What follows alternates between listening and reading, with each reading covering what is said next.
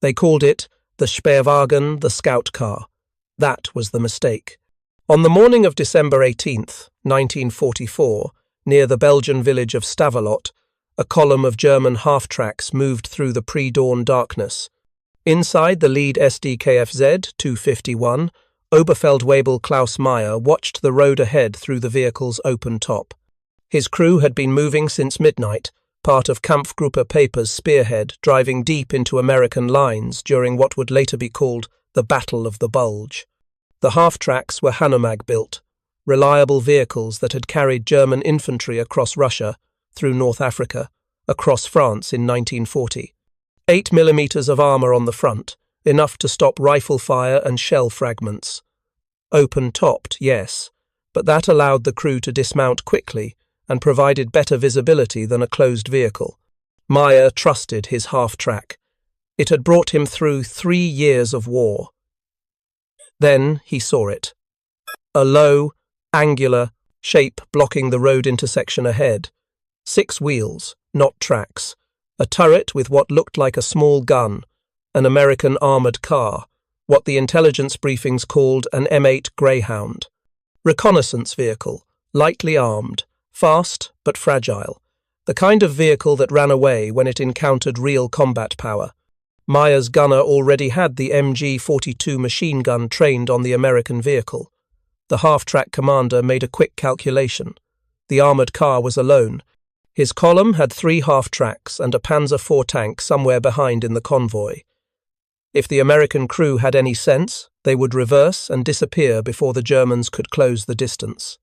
If you're enjoying this deep dive into the story, hit the subscribe button and let us know in the comments from where in the world you are watching from today. The Greyhound didn't move. Its turret traversed slowly, the barrel of its gun coming to bear on the lead half-track. Meyer saw the muzzle flash. He heard the sharp crack of a small caliber gun firing. Then he felt the impact. The 37mm armor-piercing round struck the front plate of the SDKFZ 251 at a range of approximately 200 meters.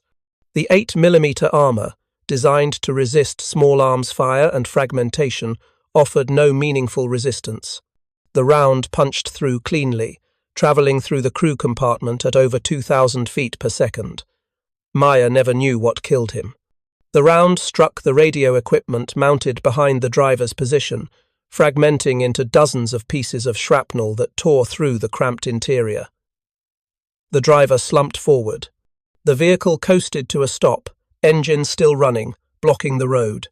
The second half-track in the column tried to swing around the disabled lead vehicle. The Greyhound's turret traversed again. Another shot, another penetration. This round struck the half-track's side armor, only 6 millimeters thick. It went through both sides of the vehicle, entering the left and exiting the right, passing through the crew compartment in between. By the time the third half-track reversed and the column scattered for cover, 2 German vehicles were disabled and 11 men were dead or wounded. The American armored car, its commander having accomplished exactly what he had been ordered to do, reversed smoothly and disappeared down a side road. Its crew had fired 4 rounds. The Germans who survived would spend the rest of that cold December morning trying to understand what had happened. They had been told the American armored cars were reconnaissance vehicles, scouts, observers. They had been told these wheeled vehicles avoided combat, that they were thinly armored and lightly armed, suitable only for screening and reporting enemy positions. No one had told them that a scout car's gun could kill a half-track. The SDKFZ 251 half-track was not an accident of design. It was the product of careful military thinking that stretched back to the mid-1930s, when German planners recognized that mechanized warfare required infantry to keep pace with tanks. Traditional infantry moved at walking speed, approximately 3 miles per hour. Motorized infantry riding in trucks could move at 30 miles per hour on roads, but trucks were soft-skinned vehicles vulnerable to small arms fire. They offered no protection and could not operate in combat zones. The solution was the armored half-track, a vehicle that combined the road speed of a truck with enough armor to protect its crew from rifle fire and shell fragments. Hanomag, a German engineering firm in Hanover, received the development contract in 1937. The specifications were specific. The vehicle would carry 10 infantrymen plus a crew of 2. It would have armour sufficient to resist rifle-caliber bullets and fragmentation from artillery near misses. It would be open-topped to allow the infantry to fire their weapons while mounted and to dismount rapidly when reaching the objective. It would use a track and wheel system, with wheels in front for steering and tracks in the rear for cross-country mobility. What German intelligence failed to calculate was whether a 37mm gun could penetrate the armour of a SDKFZ 251 half-track. The mathematics were simple, but apparently no one performed them. 8mm of armour on the half-track's frontal plate, 37mm armour-piercing rounds capable of penetrating 36mm at 500 yards. The gun had 4 times the penetrating power necessary to defeat the half-track's best armour. At typical combat ranges under 500 meters, the M8's gun could punch through the half-track's armour as if it were sheet metal. The rounds would penetrate cleanly, travel through the crew compartment, and either exit through the opposite side or fragment inside, turning the interior into a killing zone.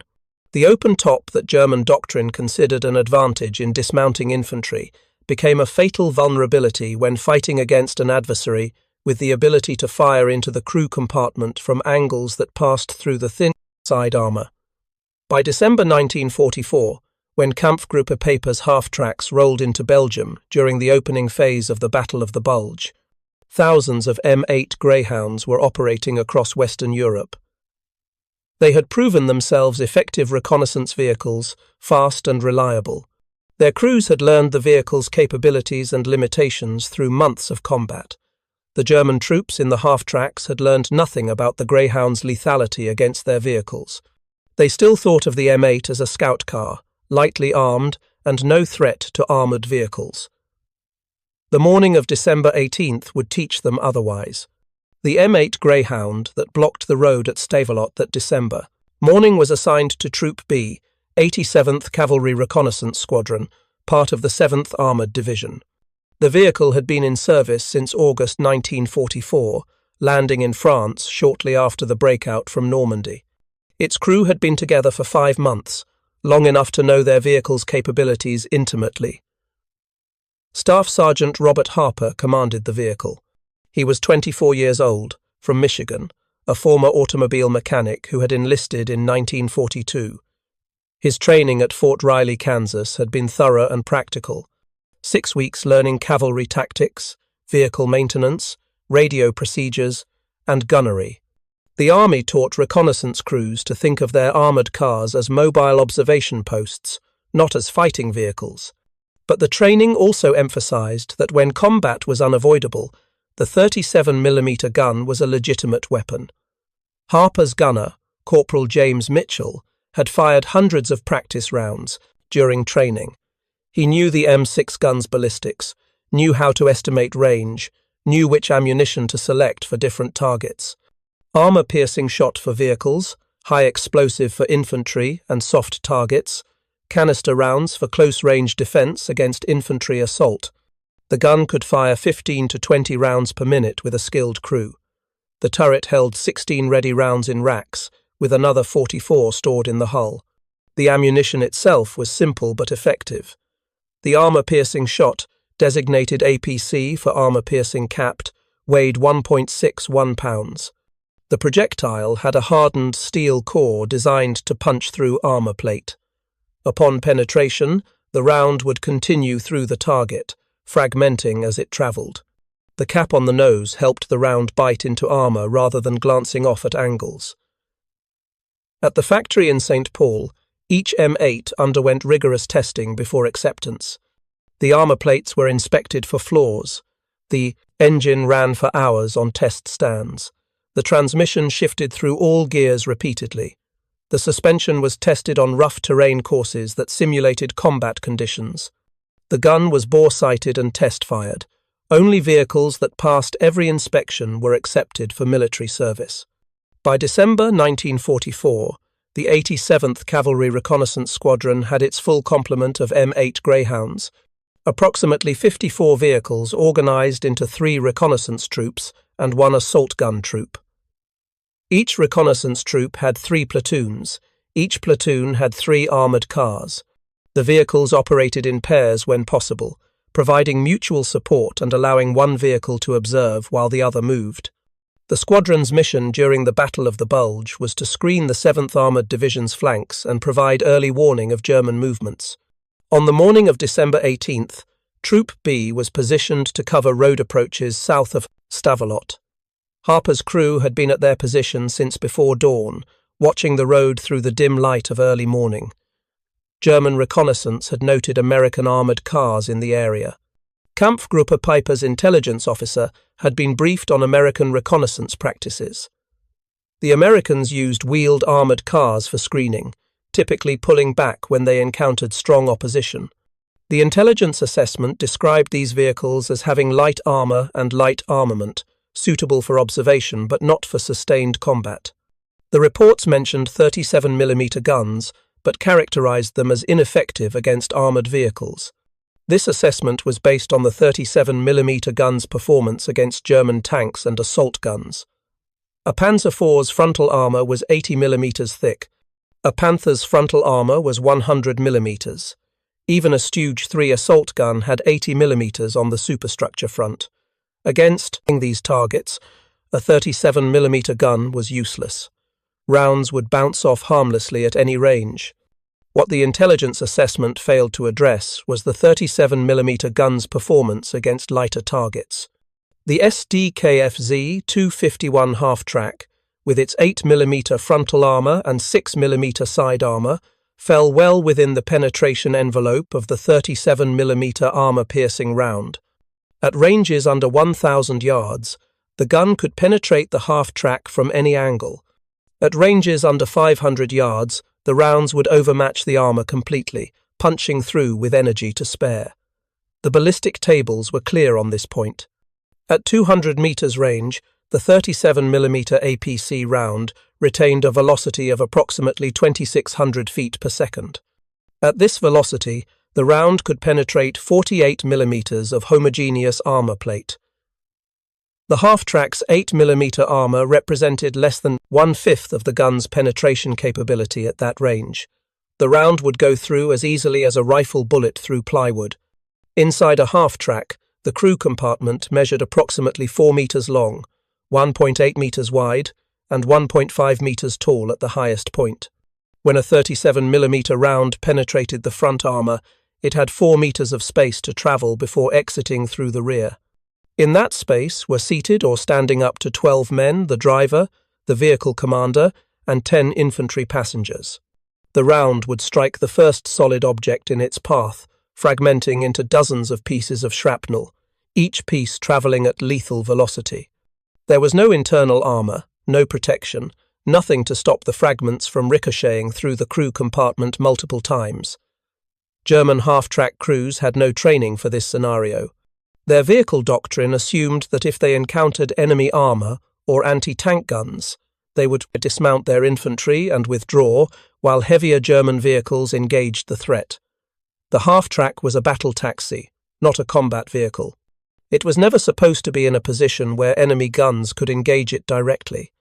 But reconnaissance doctrine sometimes placed half-tracks in exactly these vulnerable positions. German mechanized reconnaissance units used half-tracks to transport infantry rapidly along roads, probing for enemy positions. When they made contact, the doctrine called for the infantry to dismount and develop the situation, while the half-tracks provided covering fire with their machine guns. If enemy armour appeared, the half-tracks would withdraw while the reconnaissance infantry called for anti-tank support. This doctrine worked well when the enemy followed predictable patterns. If American armoured cars withdrew when they encountered German forces, as intelligence suggested they would, then the half-tracks were safe. But if an American armoured car chose to fight, if its commander decided that his 37mm gun could engage the German vehicles effectively, then the doctrine broke down catastrophically. Harper's training at Fort Riley had included target identification. He had been taught to recognize German vehicles by silhouette. Trucks, half-tracks, armoured cars, tanks, assault guns. He knew that half-tracks were thin-skinned vehicles, that their armour was designed to stop small arms fire but nothing heavier. He had been told explicitly during training that his 37mm gun could penetrate half-track armour at combat ranges. When he saw the German column approaching in the pre-dawn light, Harper made a rapid tactical assessment. 3 half-tracks, moving in column formation. No tanks visible in the immediate area. Range approximately 200 metres. The lead vehicle was exposed on the road with no cover available.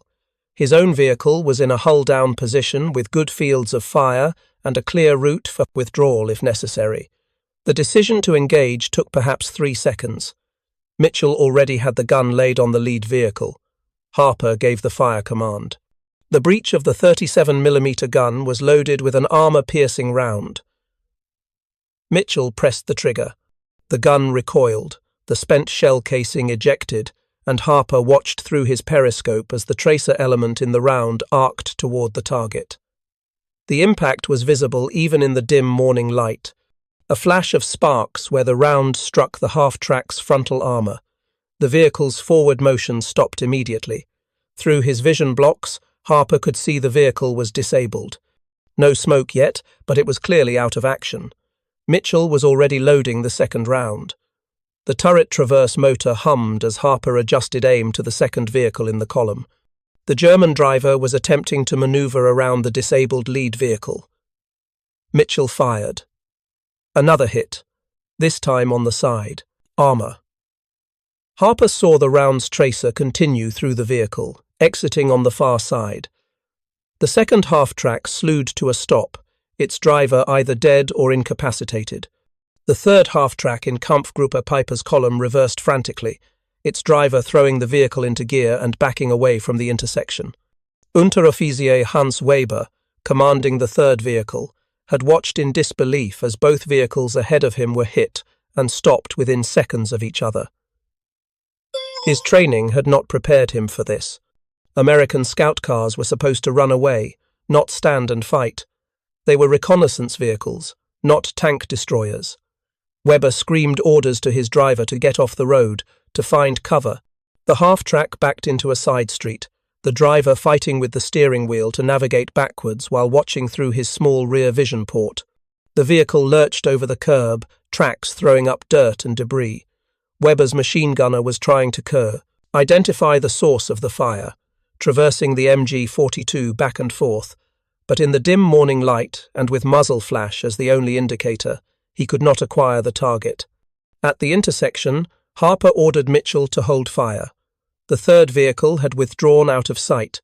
Engaging it would mean exposing their position further and potentially drawing fire from other German vehicles in the area. Harper's mission was reconnaissance and screening, not sustained combat. He had accomplished the immediate objective, stopping the German column from using this road. Now he needed to report and withdraw before German reinforcements arrived. The radio operator called back to the troop command post, reporting contact with German armour. 3 half-tracks engaged, 2 disabled, 1 withdrawn. The transmission took less than 30 seconds. Harper ordered his driver to back the Greyhound out of its position and move to their alternate position 300 metres south. The vehicle's engine responded smoothly, the 6 wheels providing excellent traction as they reversed down the narrow street. Behind them, German infantry were dismounting from vehicles further back in the column. Weber's half-track crew was attempting to recover wounded from the 2 disabled vehicles. What they found was devastating. The first half-track, hit in the frontal armour, had the round enter just above the driver's position. The armour-piercing shot had punched through cleanly, travelled the length of the crew compartment, struck the radio equipment, and fragmented. The driver was dead, killed instantly when fragments struck him in the back. The vehicle commander was dead, caught by fragments that ricocheted through the cramped interior. 3 of the 10 infantry passengers in the rear compartment were dead. 4 more were wounded, some seriously. The second half-track was worse. The 37mm round had struck the side armour at an almost perpendicular angle, penetrating at a point just behind the driver's compartment. The round travelled through the crew area, passed through 2 men completely, and exited through the opposite side armour. 5 dead, 3 wounded. The vehicle commander was trying to organise medical aid for the wounded, while also trying to understand what had happened. Oberleutnant Friedrich Steiner, the platoon commander, arrived at the scene within minutes. He had been riding in a half-track further back in the column and had heard the engagement. What he saw shook him. 2 vehicles disabled, 8 men dead, 7 wounded. Clean holes punched through the armour. The entry wounds were roughly 37 millimeters in diameter. The size of the round that had made them was obvious. An American armoured car with a 37 millimeter gun had done this. Steiner had been in combat since 1941. He had fought in Russia, where Soviet anti-tank rifles and 45 millimeter guns had penetrated half-tracks many times. He had lost vehicles in France to American bazookas and to tank fire, but those were dedicated anti-tank weapons. This was different. This was an armoured car, a reconnaissance vehicle, something that German intelligence had characterized as lightly armed and no threat to armoured vehicles. He examined the penetration holes carefully. The armour had been defeated completely. There was no evidence of glancing blows or partial penetration. The rounds had gone straight through. At this range, perhaps 200 meters, based on where survivors said the American vehicle had been positioned, the 37 millimeter gun had more than enough power to defeat 8 millimeter armour. The mathematics were simple. Steiner realized immediately that every half-track in the column was vulnerable to these weapons. The intelligence briefings had been wrong, or rather, they had been incomplete. Yes, American armoured cars mounted 37 millimeter guns that were ineffective against German tanks. But those same guns were highly effective against half-tracks, armoured cars, light reconnaissance vehicles, and any other target with armour under 30 millimeters thick. At typical combat ranges, the American reconnaissance vehicles could kill German reconnaissance vehicles. Weber, the commander who had survived by pulling back, reported to Steiner. His crew had heard the impacts on the vehicles ahead of them. They had seen the muzzle flash from the American position. Weber said his first instinct had been that they were under attack from a tank destroyer or an anti-tank gun. Only when he had backed away and gained some perspective did he realize it had been an armoured car. The psychological impact was immediate and profound. If armoured cars could kill half-tracks, then half-track crews were vulnerable every time they encountered American reconnaissance units. German combat reports from that day reflect the confusion and concern. Kampfgruppe Peiper's war diary noted the engagement at Stavelot, recording the loss of 2 half-tracks to enemy fire. The initial report characterized the attack as coming from anti-tank guns. Later reports, after interrogation of survivors and examination of the vehicles, corrected this to armoured cars. One report specifically noted that American reconnaissance vehicles mounted guns capable of penetrating half-track armour at combat ranges. This information was not new to German intelligence. The specifications for the M8 Greyhound were known. The capabilities of the 37 millimeter gun were documented. What had been missing was the analytical step of calculating whether these guns posed a threat to German vehicles. The assumption had been that 37 millimeter guns were obsolete anti-tank weapons, and therefore not dangerous. No one had apparently considered that obsolete anti-tank weapons might still be perfectly adequate anti-half-track weapons. American after-action reports from the same engagement were matter of fact. Staff Sergeant Harper filed his combat report on December 19th, noting that his crew had engaged 3 enemy half-tracks at approximately 03:30 hours, scoring 2 penetrating hits and causing 1 vehicle to withdraw. The report estimated 8 to 10 enemy casualties. Harper noted that his vehicle withdrew without damage and repositioned as ordered. The entire engagement had lasted less than 2 minutes. For Harper and his crew, the engagement confirmed what they had been taught in training. The 37 millimeter gun could defeat light armour. Half-tracks were light armour. Therefore, the gun could defeat half-tracks. The logic was straightforward. Mitchell, the gunner, reported that both rounds he fired had been direct hits at a range he estimated as 200 yards. Both rounds penetrated. The gun performed exactly as expected. If you find this story engaging, please take a moment to subscribe and enable notifications. It helps us continue producing in-depth content like this. The psychological difference between the two sides was stark. German crews discovered that their vehicles were vulnerable to weapons they had not considered threatening. American crews confirmed that their weapons worked as designed against appropriate targets. One side experienced shock and revelation. The other side experienced validation and confidence. News of the Stavelot engagement spread through Kampfgruppe Peiper over the following days. Other units reported similar encounters.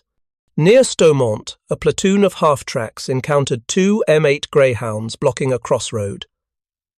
The American vehicles engaged from hull-down positions at approximately 300 meters.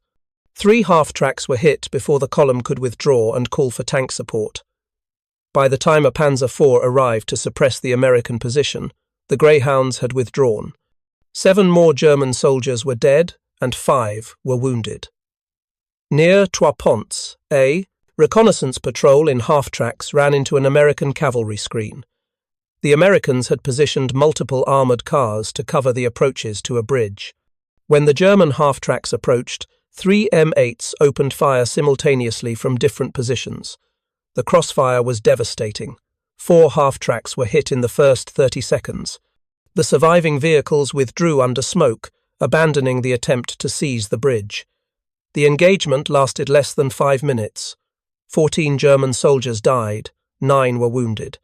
Each engagement followed the same pattern. German half-tracks approached an American position. American armoured cars engaged from covered positions at ranges between 200 and 500 meters. The 37mm guns penetrated the half-track armour cleanly. The half-tracks, unable to respond effectively with their machine guns and unwilling to close to point-blank range where their infantry could engage, withdrew and called for heavier support.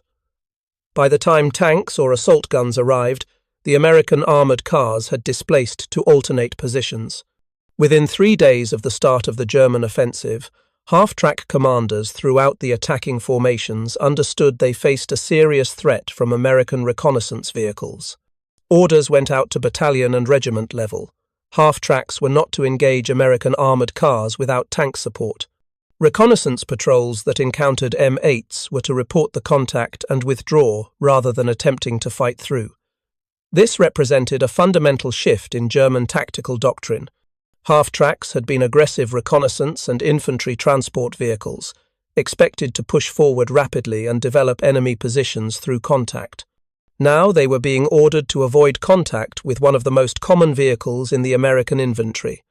Every American reconnaissance unit, every cavalry squadron, every mechanized cavalry troop was equipped with M8 Greyhounds. There were thousands of them across the Western Front. The tactical implications were significant. German reconnaissance became more cautious, more hesitant. Half-track patrols that previously would have pushed aggressively to find American positions now held back when they suspected enemy reconnaissance vehicles were in the area. This slowed German tempo and gave American forces more time to identify German movements and respond. German commanders recognized the problem immediately. Obersturmbannführer Jochen Peiper, commanding the Kampfgruppe that bore his name, noted in his combat journal that American armoured cars were proving unexpectedly dangerous to his reconnaissance elements. He requested additional tank support for his forward units, but tanks were needed for the main assault and could not be spared for escort duty with half-tracks. The solution some German units adopted was to lead reconnaissance patrols with a tank or assault gun, with half-tracks following behind. This provided the firepower to engage American armoured cars effectively. A Panzer IV's 75mm gun or a Stooge 3's 75mm gun could destroy an M8 at any combat range. The American vehicle's half-inch frontal armour was no protection against these weapons, but this solution created new problems. Tanks were slower than half-tracks on roads, reducing the speed of reconnaissance. Tanks consumed far more fuel than half-tracks, straining already stretched logistics. And tanks were needed for the primary offensive operations, not for escorting reconnaissance vehicles. Every tank assigned to escort duty was a tank not available for the spearhead. Some German units tried using armoured cars for reconnaissance instead of half-tracks. The SDKFZ 232 8-wheel armoured car had 20mm guns and better armour than the half-track. But these vehicles were rare, with only limited numbers available. Most reconnaissance units still depended on half-tracks for their mobility and infantry carrying capacity. The impact on German infantry morale was subtle but real. The Panzer Grenadiers who rode in the half-tracks had trusted these vehicles to protect them from small arms fire during the approach to combat.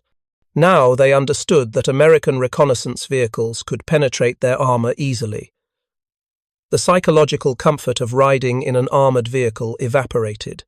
The half-track was still better than walking or riding in an unarmoured truck, but it was no longer the secure mobile fortress it had seemed. American reconnaissance units, meanwhile, gained confidence. The word spread through cavalry squadrons and reconnaissance battalions: your 37mm gun can kill half-tracks. Crew after crew reported successful engagements. The M8's reputation grew from scout car to can fight if necessary. Commanders became more willing to order their armoured cars to stand and fight when the tactical situation warranted it. Training doctrine in the United States was updated to reflect the combat experience. New crews arriving in Europe were explicitly taught that their 37mm guns were effective against German half-tracks, armoured cars, and other light armoured vehicles. Gunnery training included exercises, engaging targets representing half-tracks at various ranges. The message was clear. You are not helpless if you encounter German light armour. The industrial and design implications were equally significant. The M8 had been designed as a reconnaissance vehicle, with the gun included primarily for self-defense against enemy reconnaissance units. Combat experience proved the design was sound. The 37mm gun, obsolete for anti-tank work, was perfectly adequate for its intended role. The vehicle's speed allowed it to choose when and where to fight. The armour was sufficient to protect against small arms and fragments while keeping weight low enough for good mobility. German planners, reviewing the combat reports, recognized they had made a fundamental miscalculation. They had designed the half-track's armour to resist the threats they expected on the battlefield in the late 1930s: rifles, machine guns, and artillery fragments. They had not adequately considered the threat from light anti-tank weapons or from guns in the 37 to 45mm range. By the time this became apparent in combat, it was too late to redesign the vehicle. Germany's industrial capacity was fully committed to existing production, and introducing a new half-track design would have disrupted production for months. The story of the M8 Greyhound and the SDKFZ 251 half-track entered the historical record through official combat reports, unit histories, and post-war interviews with participants. American cavalry units recorded their engagements matter-of-factly, noting targets engaged and rounds expended. German units reported losses and requested tactical guidance on how to deal with the threat. Military historians on both sides eventually compiled these records into comprehensive assessments of reconnaissance operations during World War II. The United States Army Armor School at Fort Knox, Kentucky, conducted detailed studies of cavalry operations in Europe after the war. The studies examined hundreds of engagements involving M8 Greyhounds, analyzing what worked and what did not. The conclusion was that the M8 had been highly effective in its designed role. The vehicle provided excellent reconnaissance capability, had sufficient firepower to engage enemy light armour, and was reliable enough to operate far from supply lines. The 37mm gun, while obsolete for anti-tank work against medium and heavy tanks, was perfectly adequate against reconnaissance vehicles, half-tracks, and light fortifications. These studies influenced post-war armoured car design. The M38 Wolfhound, which replaced the Greyhound in the 1950s, retained many of the M8's design features while incorporating lessons learned from combat. The new vehicle was larger, better armoured, and mounted a 76mm gun, but the basic concept remained the same: a fast, wheeled reconnaissance vehicle with enough firepower to fight through light opposition. German military historians, conducting their own post-war analysis, reached different conclusions. The half-track had been a successful design for its intended purpose, but that purpose had been defined in the late 1930s based on the threats Germany expected to face. By 1944, the battlefield had evolved in ways that made the half-track increasingly vulnerable. The German army had recognized this during the war and had attempted to develop better protected vehicles. But resource constraints and production priorities meant these improved designs never reached the front lines in significant numbers. The Federal Republic of Germany, rebuilding its military in the 1950s as part of NATO, chose not to develop new half-tracks. Instead, they adopted fully tracked armoured personnel carriers with thicker armour and enclosed crew compartments. The M113, an American-designed vehicle that became standard throughout NATO, had aluminum armour up to 38 mm thick on the frontal arc, twice the protection of the wartime half-track. The lessons of World War II influenced this decision. Mechanized infantry needed better protection than half-tracks could provide. For the veterans who had fought in these vehicles, the memories remained vivid decades after the war. Weber, the German half-track commander who had survived the Stavelot engagement, immigrated to Canada after the war and rarely spoke about his combat experience. But in a 1982 interview with a military historian, he described December 18, 1944, as the day he understood Germany would lose the war. Not because of the two half-tracks destroyed, but because of what those destroyed vehicles represented. American forces had equipment that worked, in quantities that seemed endless, operated by crews who were well-trained and confident. German forces were making do with equipment that was increasingly inadequate, in quantities that could not replace losses, operated by crews who knew they were outmatched. Harper, the American armored car commander, returned to Michigan after the war and resumed his career as an automobile mechanic. He owned a service station in Detroit for 35 years. The Bronze Star citation hung on the wall of his office, but he rarely discussed it with customers. In a 1976 newspaper interview commemorating the Battle of the Bulge, he described the December engagement simply, "We had a good vehicle, good training, and good equipment.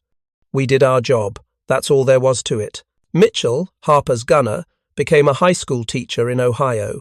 He taught history and occasionally mentioned his wartime service when discussing World War II with his students. His description of combat was clinical and unemotional. He had aimed the gun, pressed the trigger, and hit the target. The training had worked. The equipment had functioned as designed.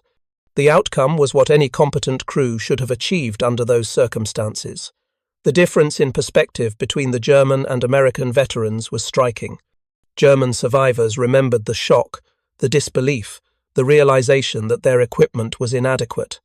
American veterans remembered confirming what they had been taught, validating their training, and accomplishing their mission with tools that worked as advertised. One side experienced revelation and defeat. The other side experienced validation and confidence.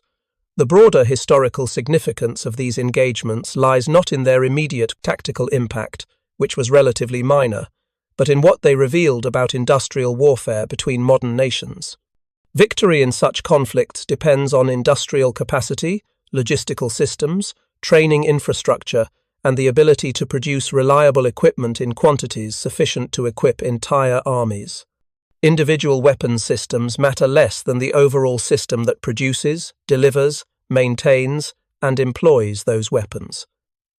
The M8 Greyhound was not a remarkable vehicle by the standards of World War II.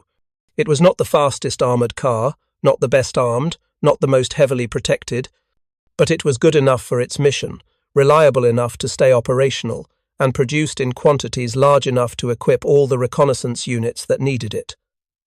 That was sufficient. Perfect was not required when good enough was available in overwhelming numbers. The SD-KFZ 251 half-track was also not a remarkable vehicle. It was adequate for the threats anticipated when it was designed, but those threats evolved faster than German industry could respond. By the time the inadequacies became apparent in combat, it was too late to redesign and retool production. The vehicle remained in service not because it was good enough, but because there was nothing better available in sufficient quantities to replace it. The German soldiers who climbed into half-tracks, knowing that American armoured cars could kill them, faced a terrible choice. They could refuse to perform their missions, which meant abandoning their comrades and their duty, or they could continue performing their missions, accepting the risk that inadequate equipment imposed. They chose to continue, and many died because of it. Their courage was real, their professionalism was real, but courage and professionalism could not defeat 37mm armor-piercing rounds travelling at 2,600 feet per second through 8mm of steel plate. The American crews who engaged these German vehicles faced no such dilemma. Their equipment worked, their training prepared them, their industrial base supported them. They performed their missions with confidence that their tools were adequate for the task. This psychological advantage, this confidence born from material superiority, was as important as the actual material differences. Soldiers who trust their equipment fight differently than soldiers who know their equipment is inadequate. When those first rounds penetrated the half-track armour at Stavelot, they proved something that would echo through military planning for decades afterward. In modern industrial warfare, material matters, production capacity matters, logistical systems matter. No amount of tactical skill, fighting spirit, or battlefield experience can overcome fundamental material inadequacy when the disparity is large enough and sustained long enough. The German troops, who called the M8 Greyhound a scout car, were not wrong based on the vehicle's designated role, but they were catastrophically wrong about what that scout car could do to their vehicles. The 37mm gun they had dismissed as obsolete was perfectly adequate for killing half-tracks. By the time they learned this lesson, thousands of German soldiers had already died in vehicles whose armour could not protect them from weapons their enemy considered standard equipment on reconnaissance vehicles. That gap between perception and reality, between what German intelligence assessed and what German soldiers experienced in combat, defined much of the late-war German military experience. Equipment that had seemed adequate in 1939 was revealed as inadequate by 1944. Tactics that had worked against weaker opponents failed against the industrial might of the United States. Assumptions about American capabilities proved wrong when tested in combat. For the historians who later studied these engagements, the lesson was clear. Wars between industrial powers are won by the side that can produce more, supply more, sustain more, and replace losses faster. Individual battles, individual weapons, individual acts of courage matter in the moment, but the cumulative weight of industrial capacity decides the outcome over time. The M8 Greyhound killing German half-tracks was simply one small example of this larger truth playing out across 1,000 battlefields in dozens of countries over 6 years of global conflict. The men who fought in these vehicles, on both sides, understood this truth, even if they could not articulate it in strategic terms. They knew what worked and what did not. They knew which side had better equipment, more supplies, and greater industrial backing. They continued fighting because that was their duty, but they fought with clear-eyed understanding of the material realities that shaped their chances of survival. 70 years later, the M8 Greyhound exists in museums and private collections, preserved as an example of American World War II armoured vehicles. The SDKFZ 251 half-track also survives in museums, representing German mechanized warfare. Visitors can examine both vehicles, can see the 37mm gun that proved so effective and the 8mm armour that proved so inadequate. The mathematics that determined the outcome of their encounters remains unchanged. Physics does not care about courage, doctrine, or national identity. A 37mm round with sufficient velocity will penetrate 8mm armour. That was true in December 1944, and it remains true today. Thank you for watching. For more detailed historical breakdowns, check out the other videos on your screen now, and don't forget to subscribe